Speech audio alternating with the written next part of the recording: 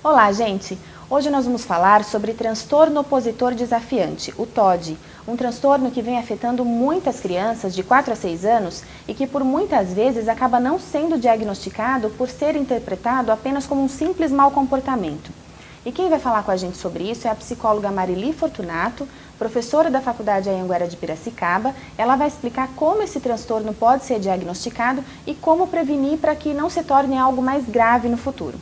Marili, tudo bem? Tudo bem. Muito obrigada por ter aceito o nosso convite Eu e falar agradeço. sobre um assunto tão importante. Bastante importante, realmente bastante importante. O que não se dá tanto valor e que de repente acontece com bastante frequência. É verdade, e acontece com tanta frequência que acaba se tornando outros transtornos e muitas vezes a família e a comunidade escolar não sabe, né? Então eu gostaria que você explicasse pra gente o que é o TOD. Então, é muito confundido a criança apresentando birra, comportamentos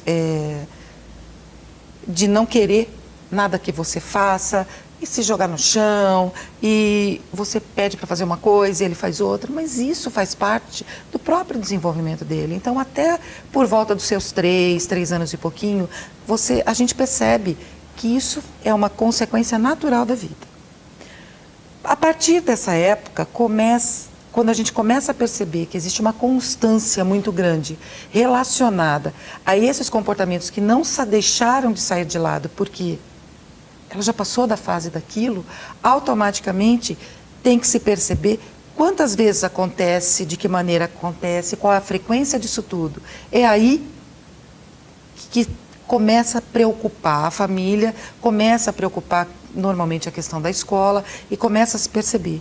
Então, existe muita criança que é confundida com outros transtornos ou com um mau comportamento, né, um mau comportamento, e na verdade ela tem esse transtorno, o TOD.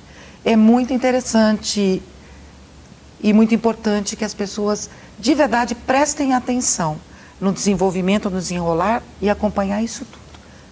Uhum. E quando passa essa fase de 4 a 6 anos, né? Isso. E ele não é diagnosticado, o que pode acontecer? Então, nessa faixa, o pico maior normalmente é por volta aproximadamente dos 5 anos, que a criança realmente, ela acaba sendo até vingativa. Ela maltrata, ela tem prazer de fazer aquilo, ela tem prazer de ser antissocial, ela tem prazer de maltratar tudo, de quebrar as coisas, ela tem prazer em tudo. Ela é extremamente agressiva.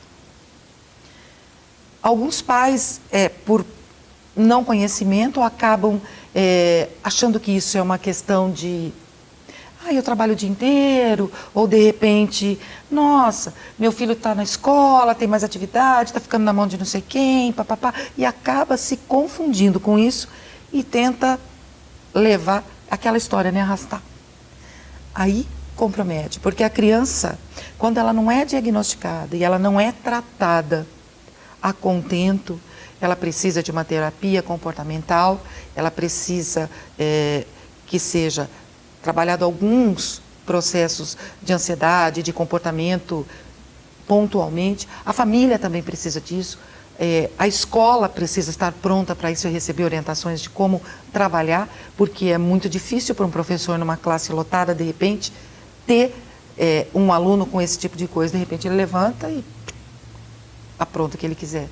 Então, quando não é trabalhado tudo isso, automaticamente esse transtorno na adolescência ele pode aparecer num pico maior e transformar-se num transtorno de conduta ou num transtorno social, né? Onde pode levar a pessoa a usar drogas, a delinquência, a matar pelo simples fato de matar porque é prazeroso.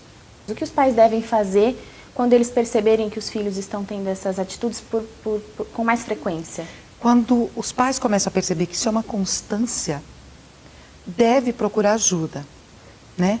É importante que se procure um psicólogo para poder estar avaliando, vendo de verdade quais os momentos que socorrem, se isso tem uma intensidade de 2, 3 vezes na semana. A incidência maior é em meninos. É muito interessante que se tenha um olhar para a criança diferente. Viu que aquela criança é assim, tem a mesma idade, aquela ali é assim, tem a mesma idade, meu filho não é assim, meu filho é pior, meu filho não obedece, meu filho não faz isso, dessa desobediência, dessa situação de não querer, é opositor mesmo, tudo que você falar é do contra. Aí é hora de procurar, começando por um psicólogo, avaliando tudo isso, para não haver confusões, porque pode nesse transtorno ter outros transtornos andando lado a lado. O TDAH é um deles, que de repente pode estar junto. Difícil, mas acontece, né? E um distúrbio de fala, a questão do não aprendizado, tudo isso pode levar a família a procurar ajuda. E o psicólogo vai saber se deve ou não encaminhar para uma questão medicamentosa, se precisa, nos casos mais exacerbados, né? Procurar esse outro tipo de ajuda ou não. Vai depender de todo o apoio que ele tiver e das informações com muita tranquilidade que a família traga. E nem todos os casos precisa ser medicado, né? Nem todos os casos. Quanto mais rápido eu acolher aquele processo, menos comprometimento. Lógico, salvo exceções, que vai ter aqueles que já trazem, né? Porque o que se fala do TOD? Que, de repente, existe uma carga genética, que é o que hoje a gente tem de mais novo. Uma carga genética e a questão do meio que a criança vive. Por isso que, às vezes, fica muito camuflado para os pais distinguirem isso. Porque se a criança está envolvida numa situação... A gente fala agressão dentro de casa, às vezes a agressão as pessoas entendem como bater um no outro. Mas a agressão verbal, a agressão, sabe, aquela que você pune a outra pessoa por nada e a pessoa entristece, todo esse meio social, meio que ela vive familiar, também tem tudo a ver para desenvolver. Marili, quando a gente fala para não se tornar algo mais grave, então isso quer dizer que tudo começa pelo TOD. E se ele não for diagnosticado, o que pode vir depois? Existe uma sequência? Possivelmente se tenha um transtorno antissocial ou um transtorno de conduta, que pode levar a problemas homéricos de comportamento. O TDAH, então, ele acontece na mesma fase do TOD, na mesma faixa etária? Pode acontecer. Acontece. A criança com TDAH, ela tem um desvio de atenção, mas o que a gente vê? Todo comportamento inadequado, né, dessa oposição à vida, de não querer nada, de tudo tá errado, de culpar o outro, de não assumir seus atos mesmo, isso faz parte do bebê, que está descobrindo, né? E quando tudo isso começa, vai atrapalhando a criança na escola, vai atrapalhando o desenvolvimento, vai criando outras situações, porque acaba sendo tudo ou nada. E aí acaba acarretando aos outros transtornos. Se de repente eu pegar a criança e começar a trabalhar com ela e mostrar para ela que... Olha, você penteei o cabelo. Parabéns, você penteou o seu cabelo, você consegue pentear o seu cabelo, que maravilha! Eu estou reforçando o meu filho. Se de repente a criança pegar uma canequinha e lavar, fala, mas que bacana, reforçar as pequenas coisas nas horas certas. Vai ter um diferencial de mostrar que você está próximo e que você está pronto para ampará-lo. É um início muito importante. Ter o amparo da família. E o reforço. E também da comunidade escolar. Como que as escolas, nós falamos da família, né, até agora, mas como que a comunidade escolar precisa se preparar para lidar com essas crianças também? A escola tem que estar trabalhando muito bem com o psicólogo, tem que aceitar as orientações.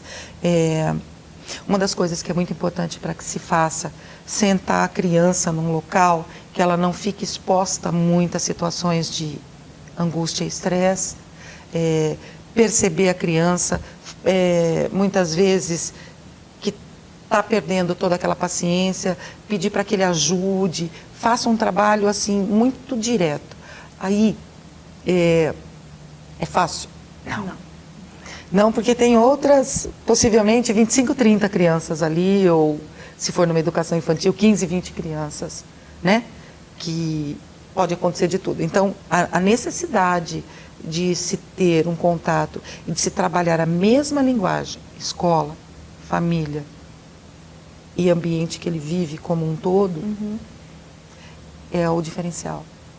Não é uma tarefa fácil, Não, Marili? mas não é impossível. Não é impossível. Eu acho que realmente nas nossas outras entrevistas nós também falamos sobre isso, que é importante que todos estejam unidos, não é? O psicólogo, a escola, a família, e nós estamos ressaltando muito sobre isso porque realmente é o que vai trazer a diferença, não é? Na verdade, sempre a gente tem que pensar.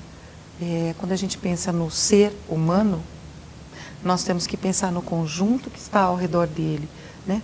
Porque aquela fala que a gente escuta desde lá da vozinha, da bisavózinha, ninguém vive sozinho, é a maior realidade, né? E a criança, ela aprende por imitação, ela aprende por observação. Então, ela precisa de tranquilidade para poder desenvolver a sua personalidade. Ela precisa de paz no meio que ela vive.